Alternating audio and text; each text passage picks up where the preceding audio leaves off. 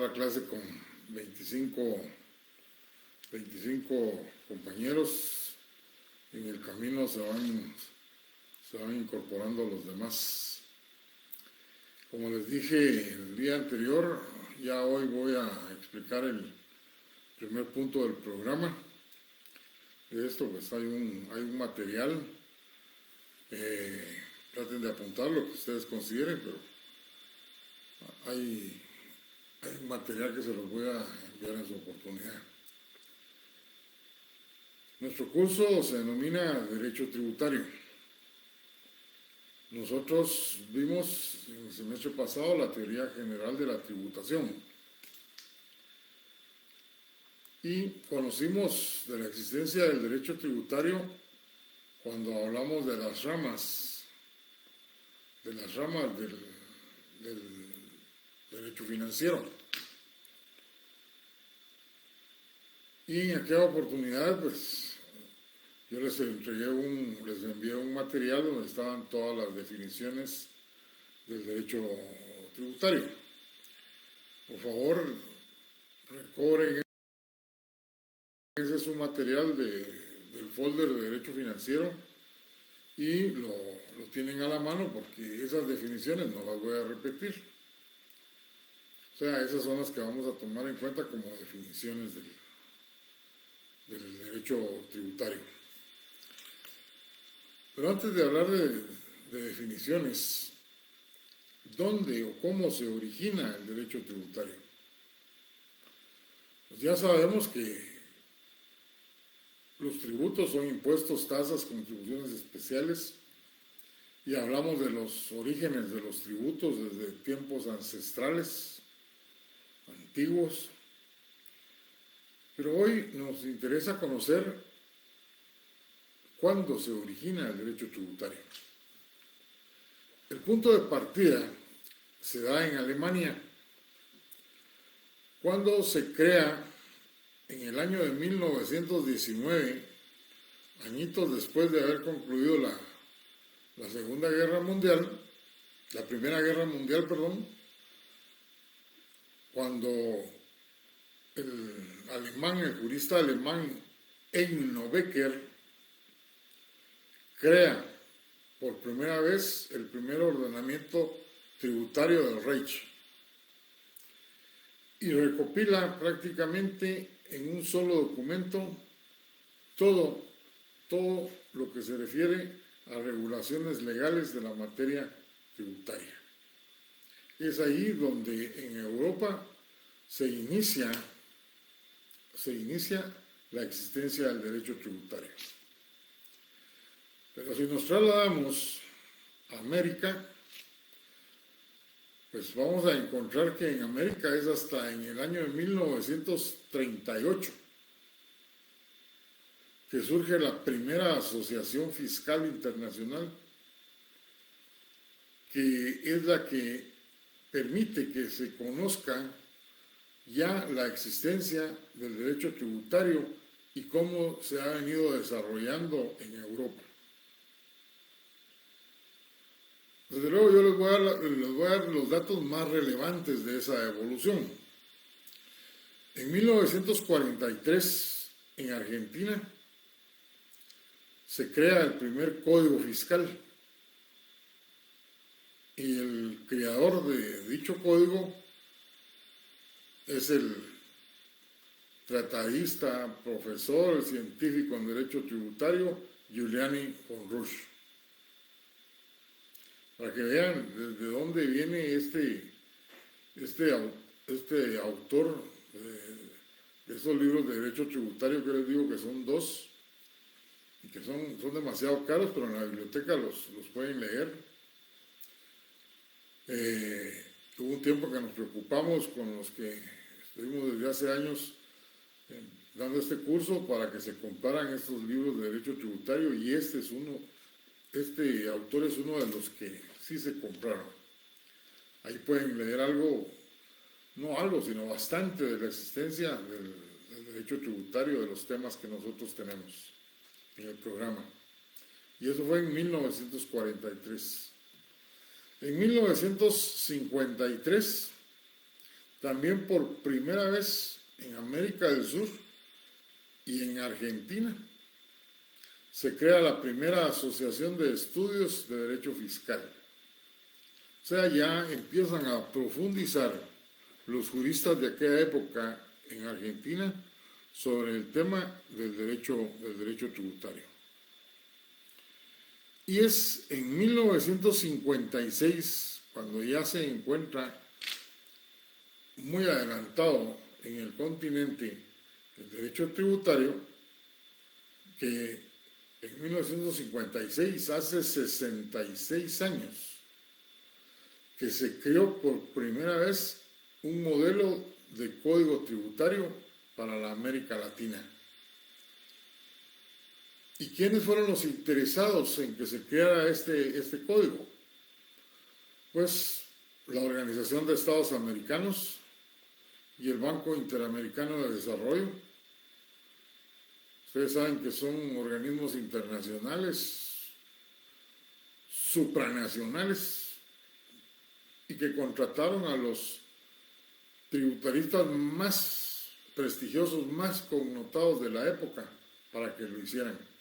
Los más especializados, tales como por Argentina, Giuliani von Rusch, por Uruguay, Ramón Valdés Costa, y por Brasil, Rubén Gómez de Sousa.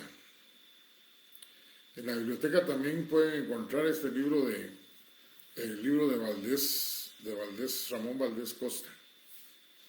Estoy hablando de la biblioteca de la facultad. Pero si ustedes se dieron cuenta de lo que yo estoy señalando como origen, al principio dije que en Alemania se había creado el primer ordenamiento tributario. Estoy hablando del principio del derecho tributario. Pero en el camino, aquí en América, ya no dijeron derecho tributario, sino dijeron derecho fiscal. Y cuando ya hace 66 años, cuando se creó el primer código tributario, ya no hablaron de código fiscal, sino de código tributario. ¿Cuál es la razón? La razón es porque este derecho, a través de los años, ha recibido distintas denominaciones. Y se las menciono con el propósito de que si ustedes buscan libros de derecho tributario, pueden también encontrarlos, no precisamente con este nombre, sino con otro nombre, dependiendo del origen del autor. Por ejemplo, ¿en qué países se le denomina derecho tributario? Si hablamos de Europa, estamos hablando de Italia, España, por ejemplo. Pero si hablamos de América, pues hablamos de Brasil, Guatemala, actualmente Argentina, pero también le han denominado en Europa derecho impositivo. Y ese nombre se lo dan en Alemania, cuando se refieren al derecho tributario. Y el derecho fiscal, pues también es otra denominación que le han dado, aun cuando nosotros la explicamos como un derecho que existe como rama del derecho financiero independientemente del derecho tributario. Sin embargo, en estos países como Francia y países que tienen o utilizan el derecho anglosajón como Estados Unidos, le denominan derecho fiscal.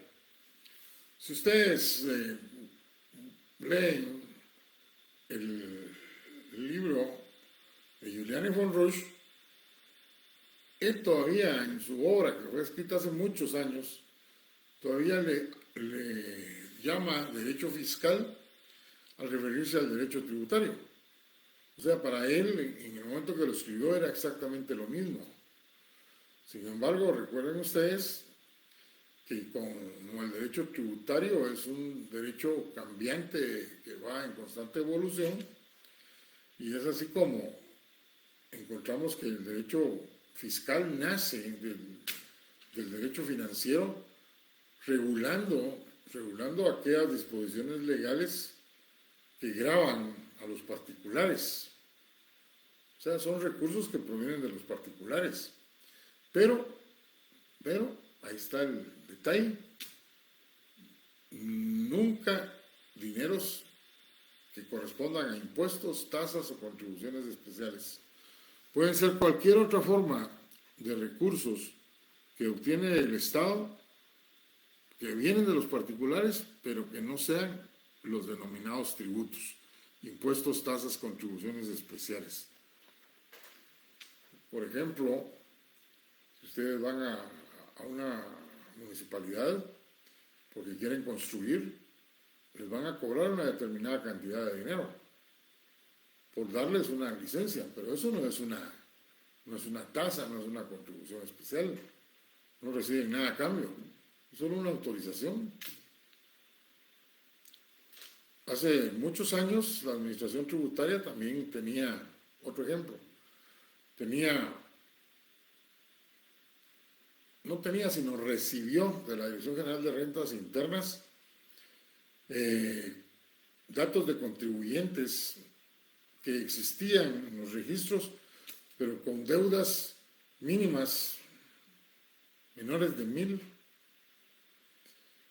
Otros que estaban declarando a cero y era únicamente una carga administrativa. Otros que ya estaban por prescribir, y el directorio en aquella oportunidad dijo, bueno, vamos a eliminar todas esas cuentas, y los contribuyentes de tal año a tal año que paguen un porcentaje sobre su último monto declarado en el impuesto sobre la renta, o sea, los ingresos totales brutos, pues va a tener una solvencia fiscal. Y por eso pues va a pagar una cantidad de dinero. Eso no era ni tasa, ni impuesto, ni contribución especial, era una forma de obtener recursos de los particulares. Y ahí estamos hablando de derecho fiscal, dinero proveniente de los particulares. Pero en la actualidad tenemos bien claro que el derecho fiscal y el derecho tributario pues son dos derechos totalmente diferentes. Sin embargo, vuelvo a repetir, países como Francia y los que aplican el derecho anglosajón todavía le denominan derecho fiscal. Bueno, veamos ahora no de las definiciones que tienen en el material, sino tratando de armar una definición del derecho tributario. Yo siempre les he dicho que todo derecho es un conjunto de normas jurídicas. Y en este caso, del derecho tributario, conjunto de normas jurídicas que regulan todo lo referente sobre la creación y recaudación de los tributos, desde su nacimiento hasta su extinción. Todo lo referente a la creación y recaudación de los tributos, desde su nacimiento hasta su extinción, así como todos sus aspectos relacionados con su existencia, su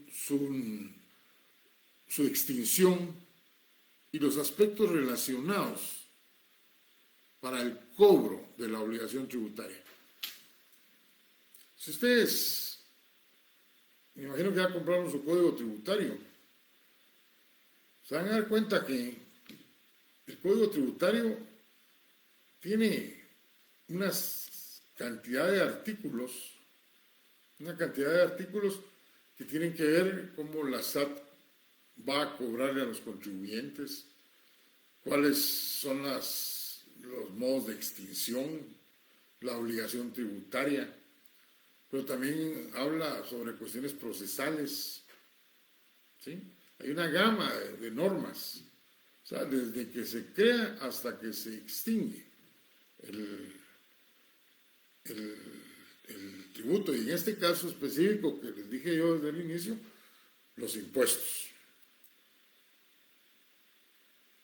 Bien, Ahí ustedes tienen una definición y las demás pues están en el material que les señalé, ramas del derecho financiero. Ahora, todo, en el caso del derecho tributario, nos vamos a encontrar con que este derecho tiene dos clases de normas, como también lo tienen el código, el derecho civil, el derecho penal, el derecho laboral. El derecho tributario no es ajeno a esa situación y también tiene dos clases de normas. Las normas sustantivas y las normas procesales o adjetivas, como se le denominan también en la doctrina. Un compañero pregunta a qué clase de material me estoy refiriendo. Bueno, les dije al principio que las definiciones que están en el material de las ramas del derecho financiero van a ser tomadas en cuenta para este punto de las definiciones. Así que vayan a buscar su material y esas son parte ya de este curso, las definiciones que ahí están. Bueno, continuando con esto de las normas sustantivas, vamos a entender que estas son todas aquellas disposiciones legales en las cuales se establecen los impuestos, donde se crea propiamente el impuesto. Y prácticamente en nuestro país todas guardan casi la misma estructura. ¿Por qué? Porque el artículo 239 de la Constitución le señala a los legisladores cuáles son los elementos estructurantes de la creación de una ley impositiva. O sea, les dice a través de ese artículo en la Constitución 239 que cuando vayan a crear un impuesto no se les olvide que esos elementos que se señalan en ese artículo obligadamente los tiene que tener. Caso contrario, desde luego serían objeto de una acción de inconstitucionalidad. ¿Y cuáles son? Pues uno que es elemental y que les vengo mencionando desde el curso anterior, el hecho generador, las exenciones, los sujetos de la relación jurídico-tributaria, lo que es la base imponible, la tasa impositiva. Son elementos que nosotros vamos a ver más adelante en la relación jurídico-tributaria. Lo de las deducciones, ¿se recuerdan lo que yo les hablaba sobre evitar la doble tributación como un método unilateral por parte del Estado, crear las deducciones? Y las infracciones y sanciones tributarias. Desde luego, en la actualidad, ya las sanciones por el incumplimiento de los impuestos están contenidas en el Código Tributario. O sea que ahora, cuando se crea una ley impositiva, generalmente es solo normas sustantivas. Tiene sus excepciones, como lo van a ver ustedes cuando lean la ley del impuesto del timbre. Ahí, en esa ley, sí hay sanciones por infracciones que se cometen, pero por la especialidad del impuesto. Por eso es que lo tiene incluido dentro del contenido de esas disposiciones legales. Entonces, tenemos claro que las normas de carácter sustantivo son todas las normas donde se establecen o se crean los impuestos. ¿Cuáles serían ejemplos de normas sustantivas? Pues las que crean el impuesto sobre la renta, las que crean el IVA, los derivados del petróleo, el IUCI, el impuesto de circulación de vehículos. Todas estas contienen las normas sustantivas y tienen todos estos elementos que yo les mencionaba, que están señalados en el artículo 239 de la Constitución, que son los elementos estructurantes de los impuestos. Pero ¿cuáles son las normas de derecho procesal tributario? Pues estas normas no son más que aquellas que establecen los procedimientos, o sea, que establecen los procesos para hacer que se cumplan las normas sustantivas. Y en el caso de nuestro derecho tributario, están contenidas en el Código Tributario. Ahí se establece el proceso, por ejemplo, el procedimiento de cómo se va a determinar la existencia de un impuesto. Y la administración tributaria pues tiene que seguir o cumplir con esos artículos que ahí se señalan en el Código Tributario. No los menciono porque vamos a llegar ya en su oportunidad a señalarlos y a platicar de ellos. Pero sí, encontramos esos procedimientos que utiliza la administración tributaria, pero también se establecen procedimientos para que el contribuyente, el sujeto pasivo, trato de eliminar ya la palabra contribuyente porque hay muchos sujetos pasivos, pero si se me va de vez en cuando, pues ustedes ya saben que me estoy refiriendo a todos. Hay muchos procedimientos también para que el sujeto pasivo pueda hacer valer sus derechos cuando no está de acuerdo, cuando no está conforme con resoluciones que emite la administración tributaria. Pero lo más importante, podemos decir, también es que en este Código Tributario procesal nuestro, tenemos en el Código Tributario la normativa que se refiere al proceso contencioso tributario, que aquí en Guatemala no es más que el proceso contencioso administrativo, contenido en el artículo, fíjense bien, del 161 al 168.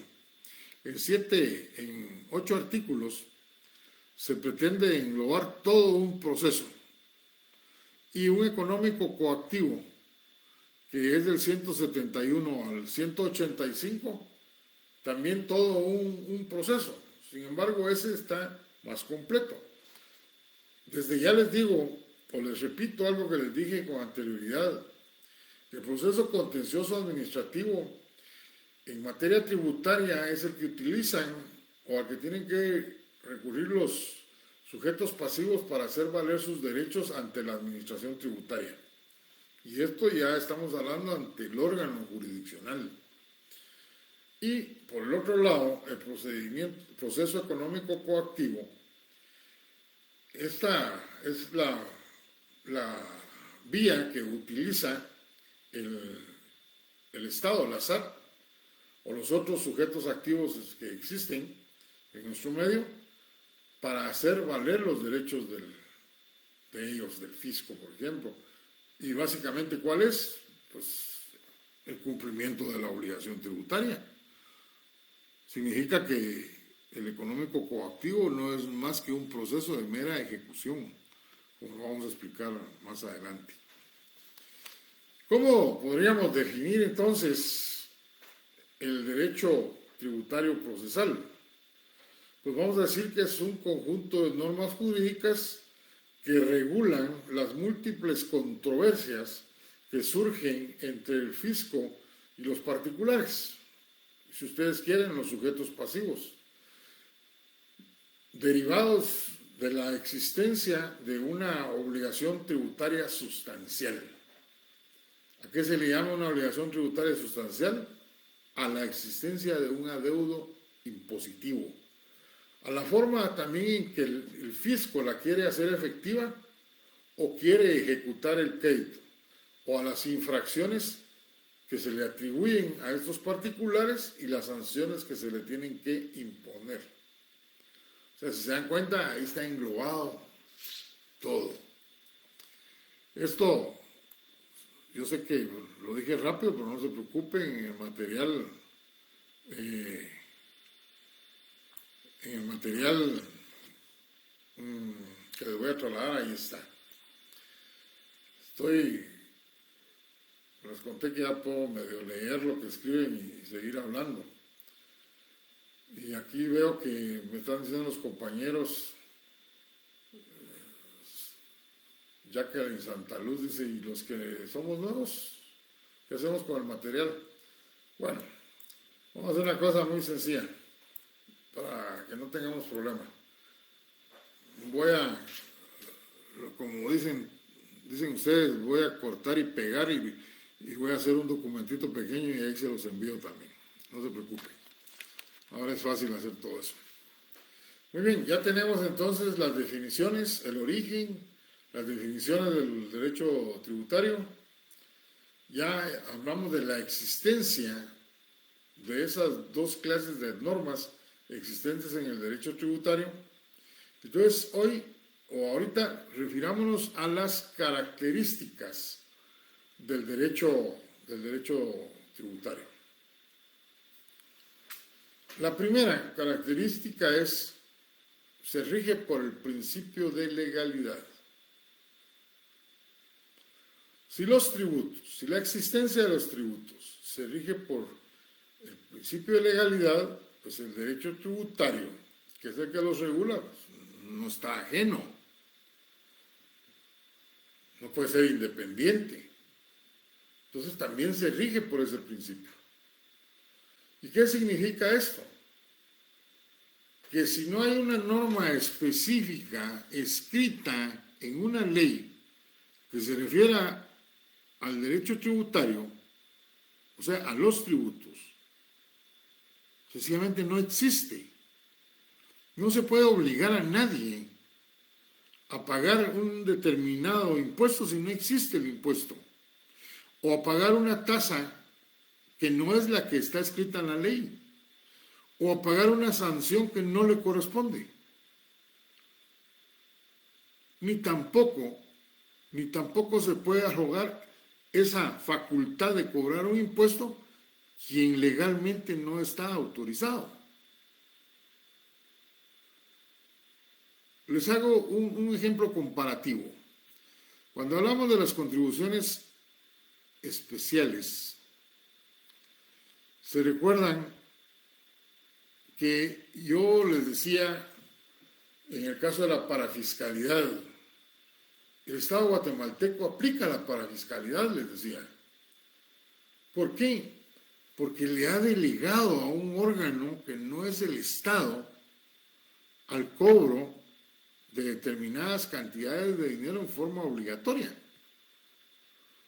Y es una contribución especial porque dan contraprestaciones. Y hablamos de los colegios profesionales. Y les dije en aquel entonces, desde luego el Colegio de Abogados y Notarios es el que más prestaciones otorga. Y sí, es cierto, cobran el timbre forense, el timbre notarial, y es obligado para determinados actos que realizamos como notarios o como abogados. Lo malo es que el legislador equivocó la redacción de la ley y les llama impuestos. Impuesto el timbre forense, impuesto el timbre notarial, cuando no son impuestos, son contribuciones. Imagínense ustedes que en violación al principio de legalidad le delegara al Colegio de Abogados y Notarios toda la administración de un impuesto, como podría ser el impuesto de circulación. Eso no es permitido. ¿Por qué? Porque basado en el principio de legalidad, tiene que estar en una ley en la cual el sujeto activo es el responsable de su recaudación y administración. Recuerden ustedes cuando leyeron la ley de la SAT, se recuerdan que en los primeros artículos claramente decía que la administración tributaria podía delegar nombrar auditores que no eran parte de la administración tributaria o firmas de auditores para realizar auditorías. Pero en ese mismo artículo prohibía terminantemente delegar la recaudación. ¿Por qué? Porque es violar el principio de legalidad. La legalidad consiste básicamente en que es una ley la que crea el impuesto. Y esa ley es la que tiene que decir todo lo que se tiene que hacer por parte de los sujetos pasivos y también por parte del sujeto activo. Y si la ley no lo dice, no existe. Y no se puede castigar a ningún particular si no tiene una base legal de que haya violado alguna disposición. Otra característica es que es una rama del derecho público.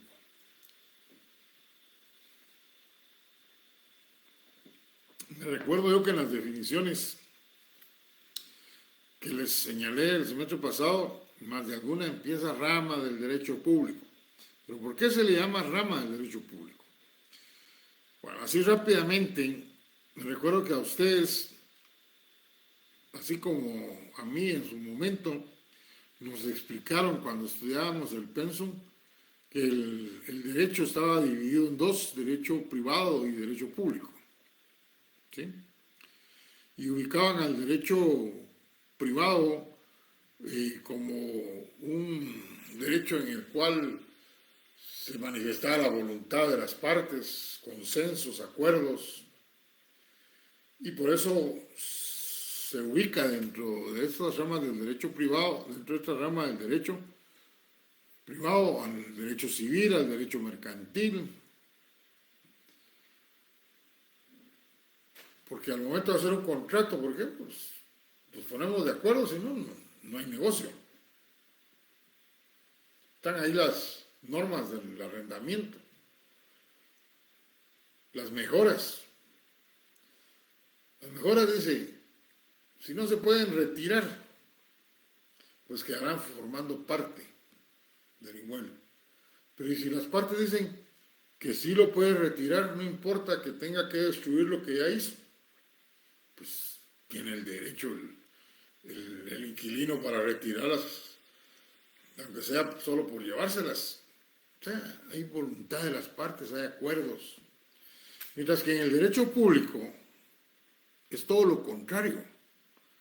En el derecho público no hay acuerdo, no hay manifestación de la voluntad de los sujetos. Las normas de derecho público se tienen que cumplir tal y como están escritas en la ley. No se pueden interpretar. Explíquenme ustedes, ¿cómo pueden interpretar esa norma que dice que todos los propietarios, poseedores y los usufructuarios de bienes del Estado, todos los propietarios de bienes inmuebles, poseedores y usufructuarios de los bienes inmuebles del Estado están obligados a pagar el impuesto único sobre inmuebles? ¿Qué interpretación tiene? Ninguna. Yo compro un inmueble y ya sé que tengo que pagar. Todos los propietarios de vehículos, etcétera, ya sé que cuando yo compro un vehículo tengo que pagar el impuesto de circulación. Y ahí está en ese impuesto, en esa ley, detallada la gama de todos los vehículos. Motos, tractores, camiones de 2 ejes, 6 ejes, 12 ejes, 18 ejes. ¿Qué interpretación tienen esas disposiciones? Ninguna. Tampoco hay ninguna manifestación de la voluntad de los sujetos. Porque si yo tengo un inmueble y sé que tengo que pagar el JUSI al mes siguiente de que se cumpla cada trimestre del año, ya de una vez les voy contando así cómo están creadas esas leyes para que vayan ustedes agarrando esas disposiciones legales. Cuando las lean, pues ya van a decir, aquí está eso. Bueno, pues dice que cada mes siguiente, al finalizar cada trimestre, debo pagar el YUSI. Díganme, ¿qué manifestación de voluntad puedo decir yo? No, no lo pago. Ok, no lo pague. Tiene derecho a decir no lo pago.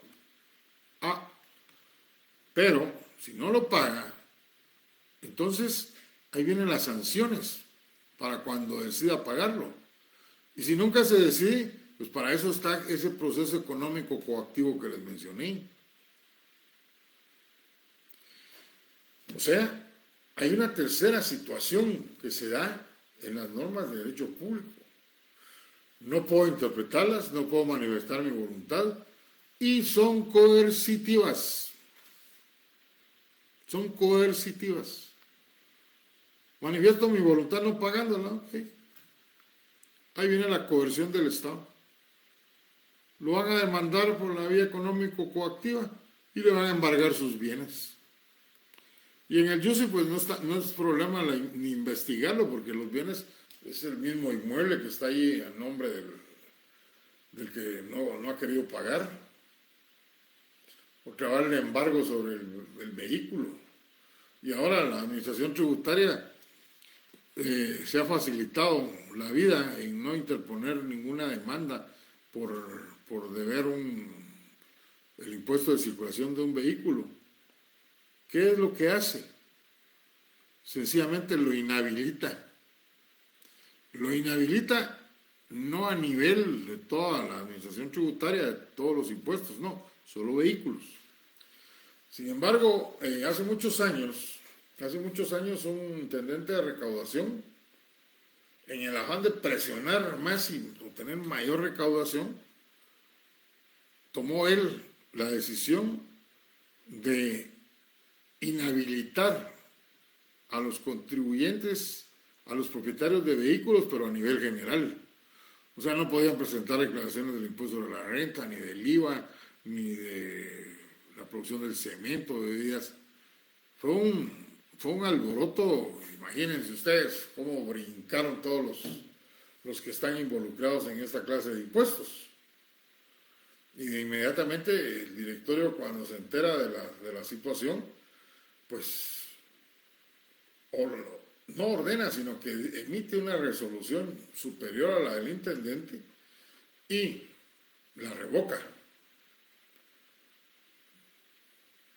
Pero se dan cuenta que sí tiene efecto. Y entonces, utilizando ese medio coercitivo, lo mejoran en el sentido de que no es extendible a todos los demás impuestos, pero sí a todo lo que tenga que ver con vehículos, con el registro fiscal de vehículos. No paguen ustedes un impuesto de su vehículo y después quieren ir a hacer un traspaso porque lo van a vender. No lo pueden hacer hasta que ustedes no resuelvan el problema por el cual fueron inhabilitados. Quieren ustedes hacer un cambio de color, pero no han pagado, no lo pueden hacer. Y así muchas de las cosas que se tienen que hacer con los vehículos no se pueden hacer si están inhabilitados. Eso es una coerción. Y ni siquiera recurrieron al económico coactivo. Ahí mismo en la administración tributaria crearon la herramienta. Bueno, ahí tienen ustedes 3 razones por las cuales se consideran ramas de derecho público. Desde luego, si ustedes van a la doctrina, ahí van a encontrar más elementos para considerar al derecho público como tal.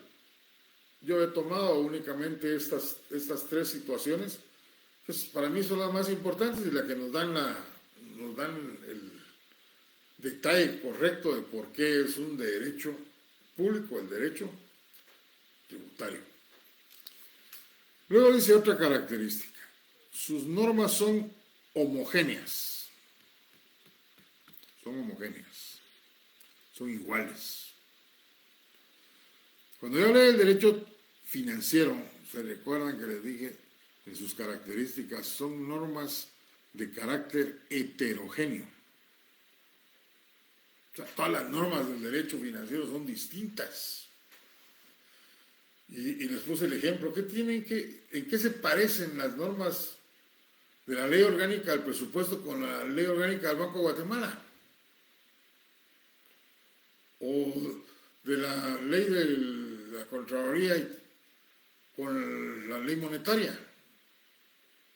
Sin nada. Son normas, son disposiciones legales que regulan distintas fases de la actividad financiera del Estado. Por eso son diferentes. Pero en materia del derecho tributario, todas son iguales. Son o pretenden ser tan iguales que la misma Constitución ha creado los elementos estructurantes para crear una ley impositiva. O sea, el legislador no puede salirse de eso que la Constitución le ha marcado. Puede crear otras disposiciones para mejorar la vida de ese impuesto, la recaudación, su fiscalización. Pero en relación a su estructura básica, solo indispensablemente debe de tener esos que ya les mencioné. Y por eso hablamos de disposiciones de carácter homogéneo. Luego, otra característica dice inexistencia de la aplicación de la analogía. Esto lo van a encontrar ustedes en el artículo 5 del Código Tributario. Ustedes saben que la analogía se aplica cuando en una ley existe una laguna y entonces para poder aplicar esa disposición legal tenemos que recurrir a otras regulaciones legales referidas en más o menos parecido a lo que se está tratando de resolver. Y entonces por analogía aplico aquellas disposiciones legales. Pues fíjense ustedes que en materia tributaria la analogía no se puede aplicar en las normas de carácter sustantivo. Si la ley del impuesto del timbre no dice una disposición legal, yo por analogía no puedo ir a la ley del IVA a traerme lo que allá dice. No puedo, porque la analogía es inexistente dentro del contenido de las normas de carácter sustantivo. Por ejemplo, una compraventa. Ustedes saben que la compraventa ahora está regulada en el IVA y en el timbre, en la ley del timbre. Pero en el IVA está regulada la primera venta de un inmueble. Y en el timbre, las subsiguientes ventas que se hagan de ese inmueble. Y como consecuencia de la primera venta, tendrá que aplicarse el 12% del IVA. Y en las subsiguientes ventas, el 3%. Hasta ahí estamos bien. No hay ninguna laguna. Pero viene y hay una disposición en el IVA que dice que el impuesto se debe de pagar dentro de los 15 días. Dentro de los 15 días siguientes a la elaboración del contrato. Y si no se paga dentro de ese plazo, pues tiene una multa del 100% del impuesto no pagado. Imagínense ustedes, 25,000 de impuesto de IVA y no lo pagan dentro de esos 15 días, la multa, otros 25,000, tendrá que pagar su cliente 50,000 quetzales.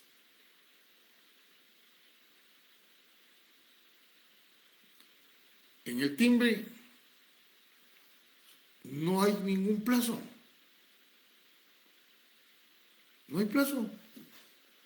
Entonces, cuando se creó la ley del timbre, con esa se creó, sino cuando se hizo la modificación a la ley del timbre y se trasladaron las segundas ventas, el registro de la propiedad inicialmente quiso multar a los notarios que habían pagado el impuesto del timbre después de los 15 días de transcurridos. O sea, al 18º día hacían el primer testimonio y pagando el impuesto del timbre. Cuando presentaron al registro de la propiedad, rechazado, porque no se cumplió con el plazo del IVA. Como la ley no lo dice, la ley del timbre no lo dice, entonces por analogía apliquemos la ley del IVA. Eso no se puede. En materia sustantiva, si la ley no lo dice, no existe. Y entonces ustedes se encuentran que en la ley del timbre lo que dice es que el impuesto se paga al extender el primer testimonio. ¿Cuándo? Cuando usted notario lo quiere extender. Cuando a usted notario le lleven el dinero de los timbres. No hay plazo. Para mí que fue un error. Fue un error. O fue algo ya preconcebido. Porque si lo que querían era recaudar, le hubieran puesto el plazo. Ahora volvemos a caer a los tiempos de antes, en que la gente ya no hace testamentos, sino que sencillamente hace compraventas, donde le heredan a los hijos, pero no les dan el testimonio, sino que se va a extender el testimonio hasta que ya no está y va a ir con el notario a que se lo extienda. ¿Cuántos años pueden pasar para que eso suceda y el Estado no percibió esos recursos? Por eso digo, ¿fue un error o es algo preconcebido? A pesar de que en el directorio de la SAT se insistió a que se hiciera esa modificación para que quedaran las dos leyes iguales, no hubo ninguna aceptación por parte del Ejecutivo para que eso se regulara. Bueno, ya entendieron ustedes, entonces.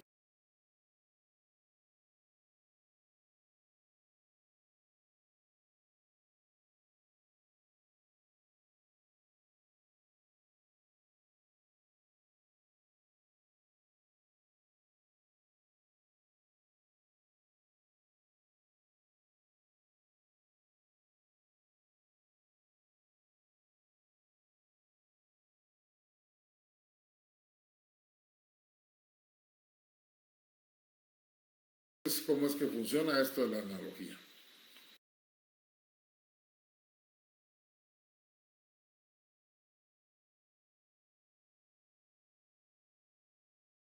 De la ley. También en el Código Tributario, en el artículo 65. La no retroactividad de la ley. Estamos hablando de la ley tributaria. Se habla de no retroactividad, pero que haya disposiciones legales del Código Tributario que sí permiten la retroactividad. Y al permitirla están violando aquel artículo de la Constitución de la República que prohíbe la retroactividad de las normas. Pero hizo una similitud de esa disposición legal. Y entonces dice, las leyes impositivas no son retroactivas, salvo que en materia de sanciones favorezca al contribuyente. O sea, usted no pagó una multa, como este caso que hablamos, del impuesto a la renta de 25,000, y usted se opone y sigue un proceso. Pero en el camino se modifican las sanciones y ya no es el 100%, sino el 50%. Entonces, cuando va a terminar el proceso, a usted lo van a condenar al pago del impuesto por el total, pero no le van a aplicar el 100% de la multa que era la que estaba vigente cuando dejó de pagarlo, sino que le van a aplicar la nueva normativa que dice que solo debe pagar de multa el 50%. A eso se refiere lo que les estoy señalando de que se viola la Constitución por un lado, pero el legislador dejó el salvaguarda, no retroactividad, en el sentido de que si usted dejó de pagar el IVA, un 12%, y después se modifica la ley del IVA, y ya está vigente el 15%, que es lo que se sabe que a lo que van a subir, entonces, sencillamente, cuando le dicten la sentencia, no le estarían aplicando no el 12, sino el 15. No hay retroactividad en materia tributaria, salvo cuando se refiere a las sanciones. Luego tenemos otra característica. El fin esencial es generarle recursos al Estado. La existencia del derecho tributario a través de sus normas sustantivas básicamente es generarle recursos al Estado. Ya explicamos cómo las contribuciones especiales y las tasas. Y en el caso de los impuestos, lo más importante, yo les he dicho que los ingresos vienen a ser el 75% de lo que está plasmado en el presupuesto. Entonces, le generan recursos al Estado para que éste pueda cumplir con sus fines. Es el fin esencial de la existencia de las normativas del derecho tributario. Y que aparte de las normas sustantivas que crean la obligación tributaria, pues también están las otras que obligan a los contribuyentes, a los sujetos pasivos, a que paguen el impuesto. El derecho tributario aquí y en cualquier otro país se rigen por normas constitucionales. Ya vamos a ver en el siguiente punto, si mal no recuerdo, los principios que rigen el derecho tributario y cuál es su base constitucional. Y por último, la existencia de las normas de derecho tributario básicamente es su esencia la creación de hechos generadores. ¿Por qué hechos generadores? Pues porque creando hechos generadores es que va a surgir la obligación tributaria. Si la ley no dice en qué momento o qué actuación tengo que realizar yo, qué actividad o qué contrato, y que es el que está grabado, pues sencillamente no va a surgir nunca la obligación tributaria. Tiene que surgir esa condición, esa hipótesis dentro de la ley tributaria, que no es más que la existencia del hecho generador. Por eso dice, en esencia, el derecho tributario lo que persigue es creación de hechos generadores a través o por medio de las normas sustantivas.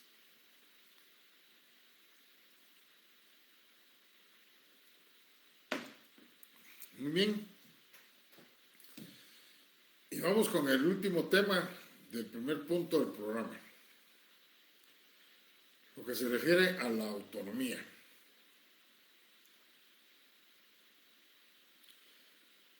Ya les dije hace unos momentos que desde hace muchos años a ustedes les explicaron, y muchísimos años más atrás, el derecho se dividió en dos partes: el derecho público y el derecho privado. Y de cada derecho que se ha creado, pues han surgido nuevos derechos. Primero, en el Estado feudal se hablaba de la existencia de la ciencia esta de economía política, ahí se hablaba de presupuestos, se hablaba de tributos, se hablaba del gasto, y los que el rey nombraba para que hicieran esa actividad, pues tenían que ser conocedores de todo eso. La sociedad evoluciona, y cuando evoluciona, pues también va evolucionando toda esa actividad. Recuerden ustedes que inicialmente el Estado no prestaba servicios públicos. Todos esos fenómenos de los que ya hablamos en el semestre anterior son los que provocan esos cambios y que el Estado empiece a atender necesidades. Y entonces surge el derecho administrativo, las necesidades del Estado, las actividades del Estado, pero también las actividades de la población, atender las necesidades de la población. Pero como hay muchas más formas de generar recursos, porque no son suficientes las anteriores, pues entonces se van creando nuevos mecanismos de captación de recursos. Es necesario nuevas normativas. Y entonces se dice del derecho, de las entrañas del derecho administrativo surge el derecho financiero, para regular las tres fases de la actividad financiera del Estado: obtención, administración y erogación de los recursos. Pero en la fase de obtención de los recursos ya es tan amplia esa fase, como por ejemplo que los bienes del Estado ya son demasiados y tienen que tener una propia normativa. Y entonces surge una rama, el derecho patrimonial del Estado. Ya los recursos que el Estado capta, que son los tributos, son su principal fuente. Tienen que tener entonces normativa más especializada, que facilite más la existencia, la recaudación, la fiscalización. Entonces surge el derecho tributario. El derecho tributario dice, se captan recursos de los particulares, y a esos recursos que se captan solo se le pueden denominar tasas, impuestos y contribuciones especiales. Pero y de todas las demás formas que el Estado capta recursos de los particulares, ese es un nuevo derecho, derecho fiscal. Por ejemplo, el boleto de ornato. El boleto de ornato no es ni impuesto, ni tasa, ni contribución especial, es un arbitrio. Eso lo explicamos en el semestre anterior. Bueno, pues la autonomía de un derecho se basa precisamente en lo que les acabo de explicar. ¿En qué momento un derecho deja de estar dependiendo del derecho de donde está naciendo? Nace, pero ¿en qué momento se independiza? ¿Cómo se hace para saber que un derecho ya es autónomo, ya es independiente? ¿Cómo lo logra? Pues en lo que corresponde al derecho tributario, existen tres corrientes que se refieren a la autonomía. Una corriente que le niega todo derecho, le niega todo al derecho tributario sobre su autonomía y dice que sigue formando parte del derecho financiero. Bueno, esto es básicamente una corriente que ya no está acorde a la realidad. Pero hay otra corriente que en algo sí tiene que ver y dice, no, es que el derecho tributario no es una rama del derecho financiero, es una rama del derecho administrativo y forma parte, como tal todavía, del derecho administrativo. Imagínense ustedes, se saltearon el derecho financiero y se van directamente al derecho administrativo. ¿Y por qué les digo que en parte tiene razón?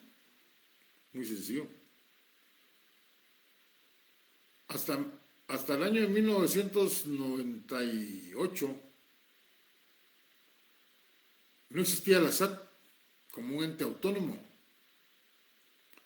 ¿Qué era lo que existía? La Dirección General de Rentas Internas y la Dirección General de Aduanas. como direcciones formaban parte del Ministerio de Finanzas Públicas.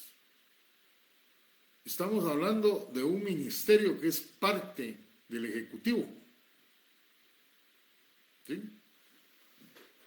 Y entonces la cadena de mando era presidente, ministro nombraba a los dos directores y estos definitivamente dependían directamente del ministro de Finanzas. Entes totalmente administrativos.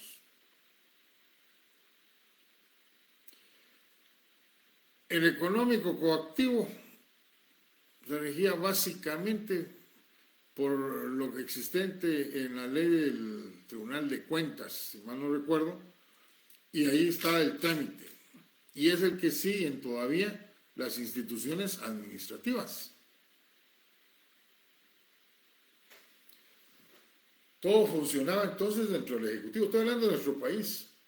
Pero si me voy a otro país más cercano como México,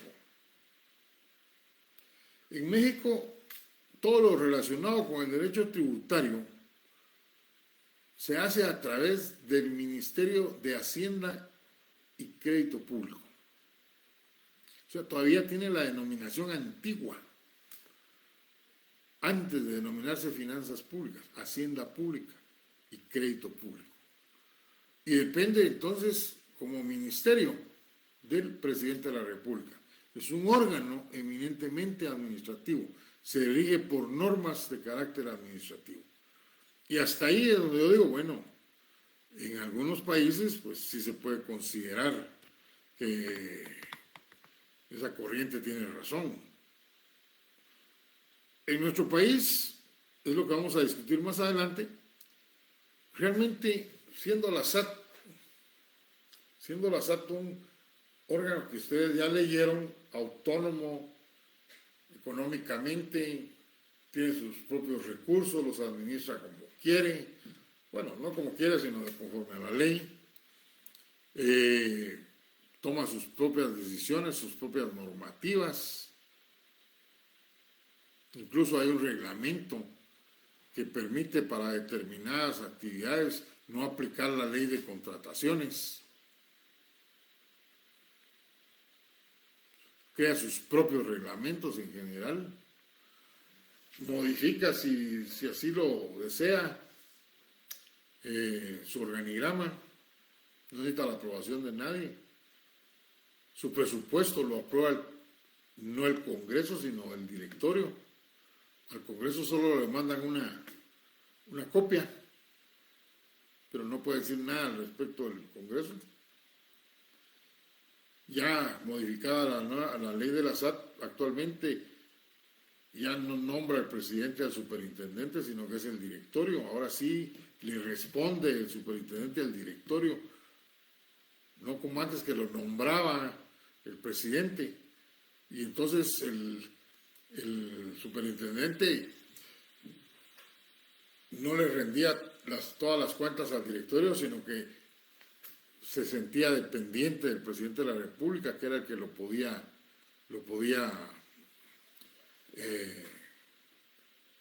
eliminar de la SAT. Ahora no. Entonces, en Guatemala, ahí vamos a la discusión más adelante si se aplica esta corriente. Y la tercera corriente que dice que el derecho tributario es autónomo. Bien. Entonces, expliquemos cuáles son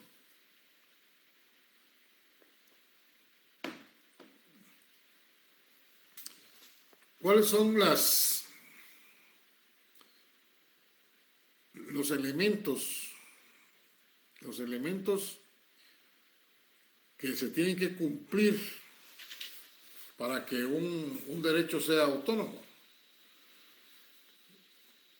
Bueno, pues vamos a decir que para que un derecho sea autónomo se necesita que tenga autonomía didáctica, autonomía científica y autonomía jurídica. Y con esos tres temas vamos a iniciar nuestra próxima clase. no los quiero aburrir demasiado con esto del derecho tributario. Ya avanzamos bastante sobre este primer tema del programa. Me están diciendo que aquí voy a leer unas preguntas que no pueden ingresar algunos. Bueno, no pueden ingresar porque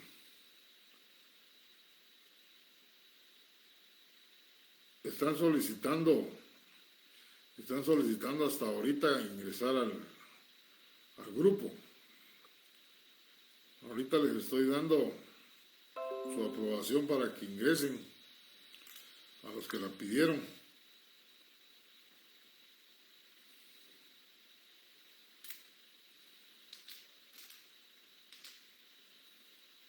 Luego dice que no, la señal no se entrecorta por momentos. Yo, según mi computadora, yo estoy al 100%, tanto en señal como en volumen, al 100%. Así que por favor vean sus equipos. Posiblemente ahí es donde tienen el problema. Vamos a ver si hay alguna otra pregunta.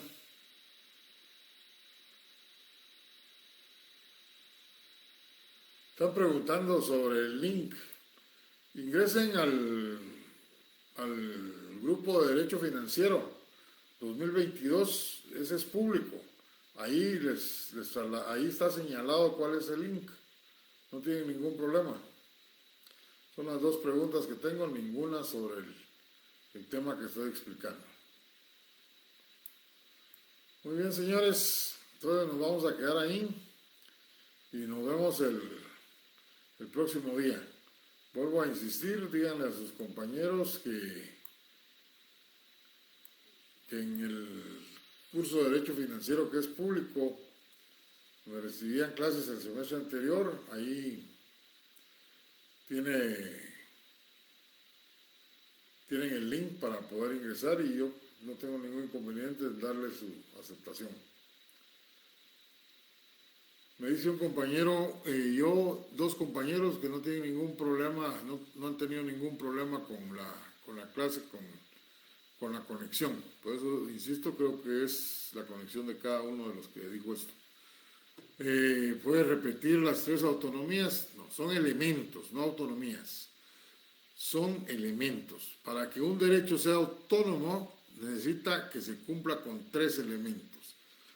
El elemento didáctico, el elemento científico y el elemento jurídico. Ya Mildred Mateo hizo favor también de escribirlo. Bueno, compañeros, nos vemos el próximo lunes. Ya vamos en forma y avanzando. Y por ahí les vamos a mandar su material también. Que tengan una buena noche, gusto de saludarlos.